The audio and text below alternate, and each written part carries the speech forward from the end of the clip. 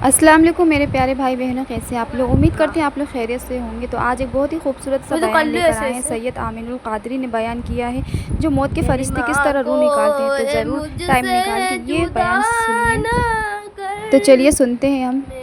रसूल अलैहि सलाम फरमाते हैं मौत का फरिश्ता एक दिन में 36 मरतबा हर इंसान को देखता है और कहता है तुझे मरना है, तुझे मरना है। और सबको एक दिन में 36 बार देखता है। गौर फरमाए। और मौत दिन में 260 मरतबा एक इंसान को पुकार के कहती है दुनिया की मोहब्बत में अल्लाह से गाफिल होने वालों, एक दिन तुम्हें मौत की लज्जत को चखना है, एक दिन तुम्हें मौत के मजे को चखना है। 260 मरतबा एक दिन में मौत पुकार पुकार कर कहती है एक दिन तुमको मौत का मजा चखना है। हैरत है, मौत जिसको आने वाली है उसको इसकी खबर नहीं, उसको इसकी परवाह नहीं। वो तो तरह तरह के गुनाहों में, नित नए गुनाहों में, तरह तरह की अय्याशियों में, आवारगियों में डूबा हुआ है। अल्लाह अकबर। मेरे और आपके आका गैबदा नबी मुस्तफ़ा जान रहमत सल्लल्लाहु अलैहि वसल्लम फरमाते हैं मौत का फरिश्ता जब रूह निकालने के लिए कहीं आता है तो वो फरिश्ते जिन्होंने अर्श को थामे हुआ है, जब वो मौत के फरिश्ते को किसी के घर में मौत के लिए आता देखते हैं तो उन पर अल्लाह का खौफ ऐसे तारी हो जाता है कि वो उस मंजर को देख करके उनका पूरा वजूद सिमट जाता है और दुबला हो जाता है। किनका? वो फरिश्तों की रूह निकालने नहीं आया, वो किसी और की रूह निकालने आया है। लेकिन ये मंजर देखकर हामिलीन अर्श उन पर अल्लाह का ये खौफ तारी हो जाता है। सोचो तो सही वो कैफियत क्या होती होगी। फरिश्ते इस मंजर की ताब नहीं ला पाते और उनका वजूद सुकड़ जाता है। तो जिस इंसान पर मौत तारी होती होगी, जिसकी रूह निकलती होगी, उस वक्त उसकी कैफियत का हाल क्या होता होगा, उस वक्त उसकी पोजीशन क्या होती होगी। अल्लाह अकबर। और फिर इतनी प्यास मुसल्लत की जाती है कि ऐसा लगता है जैसे 7 समुंदर भी मुंह में उंडेल दिए जाएं तो प्यास नहीं बुझ सकती। और रिश्तेदार एक एक कतरा पिला रहे होते हैं, यानी प्यास और बढ़ा रहे होते हैं। क्योंकि जब किसी को प्यास शिद्दत की लगेगी और थोड़ा सा पानी पिलाओगे तो प्यास मिटेगी नहीं बल्कि बढ़ जाएगी। अल्लाह अकबर। अगर साक़ी कौसर उस वक्त करम न फरमाए तो उस वक्त दुनिया की कोई ताकत प्यास नहीं बुझा सकती। मेरे आका सल्लल्लाहु अलैहि वसल्लम के दीवानों, मेरे और आपके आका गैबदा नबी सल्लल्लाहु अलैहि वसल्लम फरमाते हैं एक एक बाल से, एक एक हड्डी से, एक एक चमड़ी के हिस्से से रूह निकाली जाती है। और आका फरमाते हैं एक जोड़ से दूसरे जोड़ तक के रूह आती है। तो उस वक्त जब एक जोड़ से दूसरे जोड़ के दरमियान रूह आती है तो इंसान इतनी तकलीफ महसूस करता है।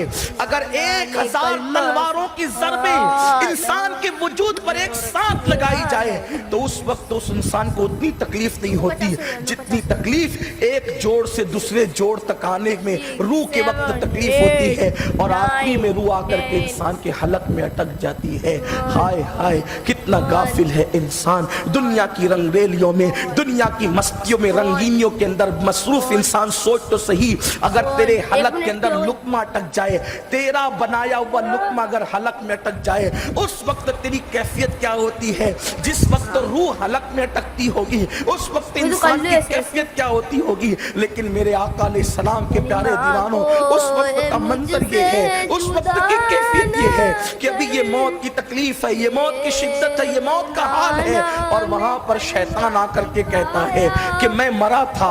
यानी कभी अगर बाप मरा होता है तो बाप की शक्ल में, भाई मरा होता है तो भाई की शक्ल में, माँ मरा होता है तो माँ की शक्ल में। शैतान आकर के कहता है कि मैं मरा था तो मुझे जो वो आराम मिल गया इसलिए कि ईसाई मजहब हक है। बोल ईसाइयत हक है, बोल यहूदियत हक है, बोल मजूसियत हक है, ये बोल। उधर शैतान वरगला रहा होता है, इतनी तकलीफ होती है और शैतान उधर वरगला रहा होता है। अल्लाह अकबर।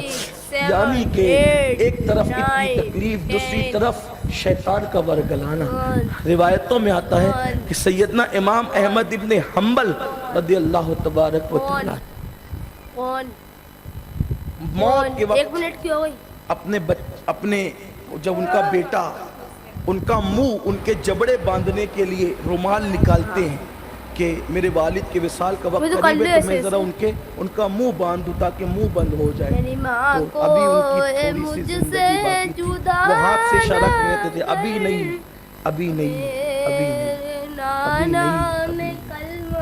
بیٹے نے کہا ابا یہ آپ ہاتھ کے اشارے سے کہتے ہیں ابھی نہیں ابھی نہیں ابھی نہیں, یہ کیا کہہ رہے ہیں آپ؟ احمد ابن حنبل کہتے ہیں تو بھی موت کے وقت مجھ سے سوال کر رہا ہے. اب میں جانے والا ہوں دنیا سے, اس وقت کوئی سوال کرنے کا ٹائم ہے, لیکن چونکہ تو نے مجھ سے سوال کر لیا ہے. شیطان میرے سامنے کھڑے ہو کر کے مجھ سے کہتا ہے احمد ابن حنبل تو اپنا ایمان مجھ سے بچا کر دنیا سے لے جا رہا ہے. تو میں کہہ رہا ہوں ابھی نہیں ابھی نہیں, ابھی تو چند لمحات اور باقی. جب تک روح نہ نکل جائے اس وقت تک میرے ایمان پہ خاتمے کی گارنٹی نہیں. یہ کن لوگوں کی بات ہو رہی ہے؟ امام احمد ابن حنبل جیسے لوگ جنہوں نے اللہ کے دین کے لیے جو ہے کوڑے تک کھائے, اللہ کے دین کے لیے جیلوں میں تک گئے, جنہوں نے پوری زندگی, ارے غوث پاک نے جس کو اپنا امام کہا وہ امام احمد ابن حنبل ہے, لیکن زندگی کی ابھی چند گھڑیاں باقی ہے اور شیطان کہہ رہا ہے احمد ابن حنبل تو اپنا ایمان مجھ سے بچا کر لے جا رہا ہے. فرماتے ابھی نہیں, جب تک ایمان پر چلا نہ جاؤں اس وقت تک یہ نہیں کہہ سکتا کہ میں مومن دنیا سے. یہ کیفیت ہے اللہ والوں کی, یہ صورتحال ہے.